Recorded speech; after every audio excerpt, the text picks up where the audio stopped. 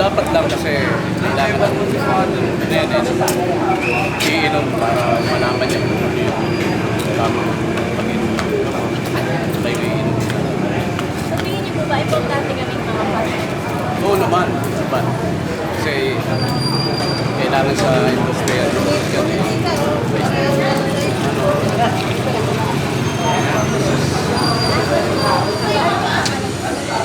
micro-ref. Anong naiindalong ko pag nanininig ng partner? Siyempre, tayo ng mga... Sige na, rating film, papahinga ka muna. Lang, Tayo yung pinatas ng mga gamot. eh, yung pharmacy. Paano i-describe kayo? Dolo pala yan. Parang sila yung ano... Dolo ba lang mo? Sa reseta. Parang sila yung Ano, sabi nila, taga-tinda lang ng gamot yung mga pharmacy. ay, hindi. Kasi ano eh.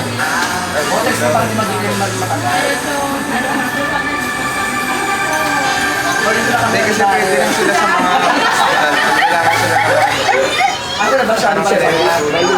Pag bumibili ka ng gamot sa butika, may papaliwanag ba ng pharmacy? Siyempre, napapaliwanag sila kasi sila yung nag-aaral.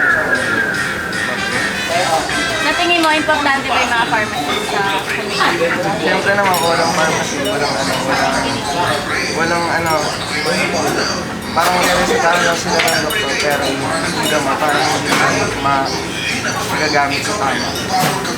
Ano pangalan mo? Kyle May. Thank you. Pag narinig niyo po yung salitang pharmacy, napasas.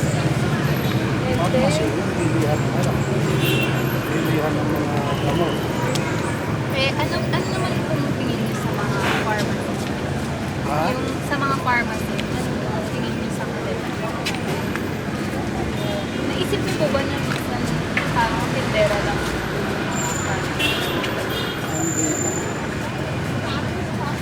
Ang pagkakakalap sa pharmacy kasi, mga aral naman yan eh, na mga pinag-aralan yan. Hindi mo po pwedeng basta damputin ka na lang kung saan lang, tapos magtinda ka lang. Baka kasi yung mga branded, ano. Kaya alam ko yan, pinag-aaralan talaga yan. Pag ano po, syempre po, minsan nakabili na kayo ng gamot.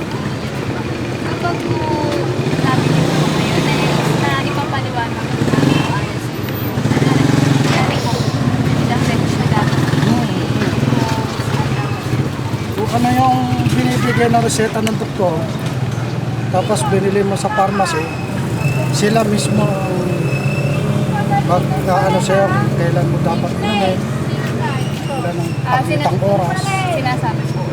Na ano nila, napaliwanag nila yan kung ano yung nandun sa reseta, kung ano yung ginano ng doktor. Kasi minsan, yung reseta, hindi mo naman mapapasa yan.